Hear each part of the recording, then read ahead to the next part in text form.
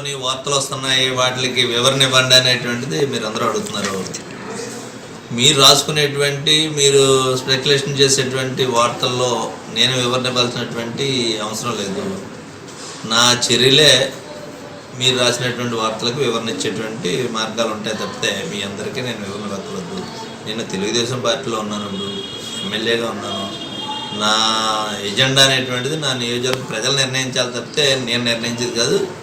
నన్ను ఒక అతి సామాన్యమైనటువంటి వ్యక్తిగా వచ్చినటువంటి నన్ను ప్రజలు ఆదరించి ఈవేళ రాష్ట్రం అంతా నన్ను గుర్తించేటువంటి స్థాయికి తీసుకొచ్చినటువంటి నా నియోజకవర్గ ప్రజల యొక్క మరి అభివృద్ధి అనేటువంటిది నా నియోజకవర్గమే నా ఎజెండా. వాళ్ళు నిర్ణయించవలసినటువంటిది తప్పితే నేను దాని మీద ఏం చేయాలనేటువంటిది నాకేమీ విధమైనటువంటి స్వార్థం కానీ, ఏ పార్టీలోకి వెళ్తే నాకు మంత్రి పదవులు వస్తాయి, ఏ పార్టీలోకి వెళ్తే నాకు ఉపయోగం అనేటువంటిది జరుగుతుంది నేను ఏ రోజునే ఆలోచించలేదు. నాకు ఉన్నటువంటిది, నా నిర్ణయం అనేటువంటిది నియోజకవర్గం ప్రజలతో ముడిపడి ఉన్నటువంటి నిర్ణయం కాబట్టి నా నిర్ణయాన్ని తీసుకెళ్ళి ప్రజల మీద రుద్దేవాడిని కాదు నేను. అది పార్టీ మారే ప్రసక్తి అయితే ప్రస్తుతానికి నేను తెలుగుదేశం పార్టీలో ఉన్నాను, తెలుగుదేశం పార్టీలోనే మాట్లాడుతున్నాను నేను.